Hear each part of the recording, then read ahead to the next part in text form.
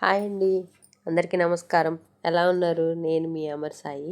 ఈరోజు మా అమ్మ వచ్చారండి మా ఇంటికి. అందుకని చికెన్ తీసుకొచ్చాము. మా అమ్మ చాలా బాగా చేస్తారండి చికెను. మా అమ్మ స్టైల్లో ఎలా చేస్తారో ఒకసారి చూసేయండి. ప్యాన్ పెట్టుకొని ఒక 3 స్పూన్స్ ఆయిల్ వేసుకొని ఒక 2 మీడియం సైజ్ ఆనియన్స్ కట్ చేసుకొని ఆయిల్లో చెక్క, 2 లవంగాలు, కొంచెం అంత జీలకర్ర వేసి ఈ ఆనియన్ ముక్కలు వేసేసారండి. అవి కొంచెం కలర్ మారిన తర్వాత ఒక ½ కేజీ చికెన్ తీసుకున్నానండి.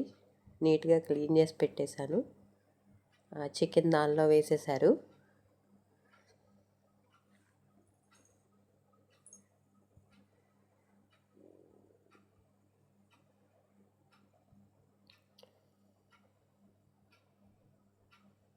ఒక స్పూను పసుపు,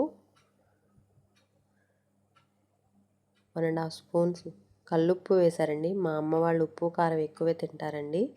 నేను కొంచెం ఉప్పు కారం తక్కువ తింటాను.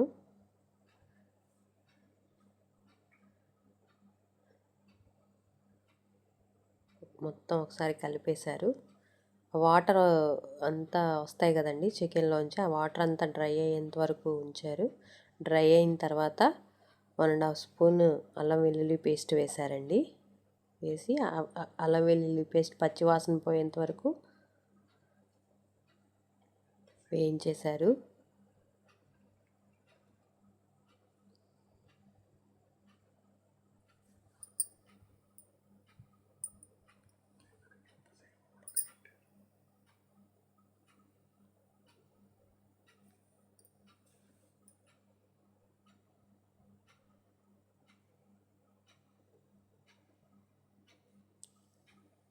ఒక 4 పచ్చిమిర్చి తీసుకున్నారండి. అవి చీలికలుగా కోసి అవి కూడా వేసేసారు. ఫస్ట్ వేస్తే చిదురు చిదురుగా అయిపోతుంది కదా పచ్చిమిర్చి, అందుకని ఇప్పుడు వేశారు.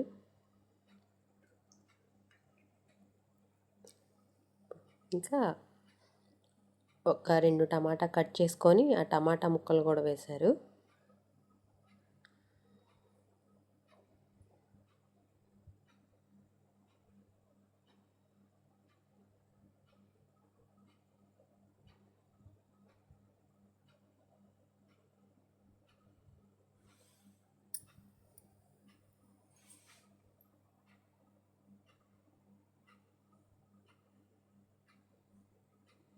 అలా అడుగంటకుండా కలుపుతూ ఉన్నారండి.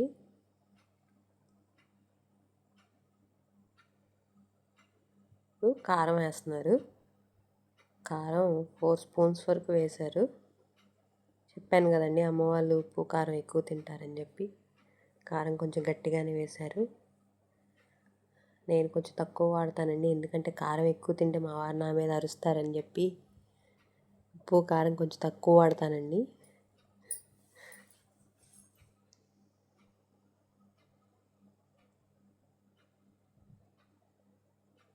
మొత్తం ఒకసారి కలిపేశారు.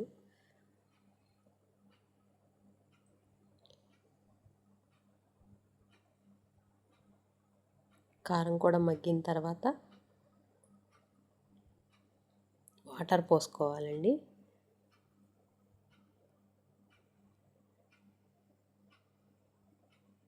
కొంచెం అంత కరివేపాకు వేశారు. ఒక 1½ గ్లాసు వాటర్ పోసేసారు.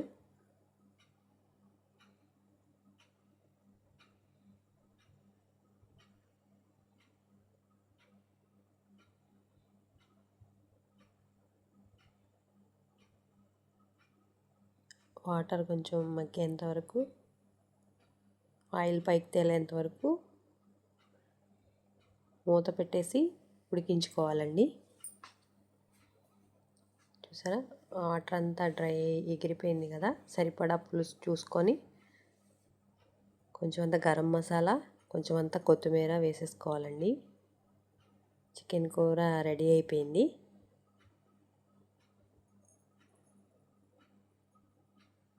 ఎమ్మి చికెన్ కర్రీ రెడీ అండి.